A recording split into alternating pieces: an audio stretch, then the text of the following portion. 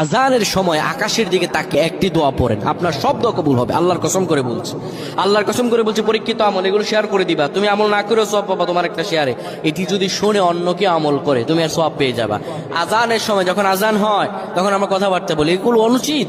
আপনি আজানের সময় আকাশের দিকে তাকিয়ে একটি দোয়া পড়বেন। এই দোয়াটি আমরা অনেকেই পারি। এখন বলবেন হুজুর কমন পড়ে গেছে দোয়া। আমরা অনেকেই আল্লাহ তাআলার কাছে এটা ওটা চাই, কিন্তু সঠিকভাবে চাইতে জানি না। সঠিকভাবে কোনো ব্যক্তি যদি চায়, আমার আল্লাহ তাকে দয়া করবেন। আল্লাহ বলেন, বান্দা উদউনি আস্তাজিব লাকুম, আমার কাছে চাও, আমি আল্লাহ সব দিয়ে দিব। সুবহানাল্লাহ।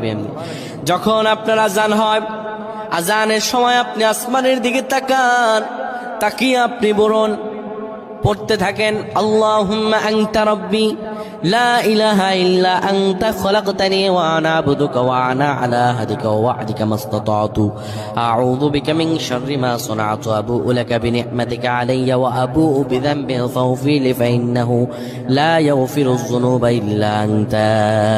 এই সাইয়্যিদুল ইস্তিগফার আপনি পড়েন, ইনশাআল্লাহ আল্লাহ সব দোয়া কবুল করে আপনাকে কবুল আর মঞ্জুর করে নেবেন।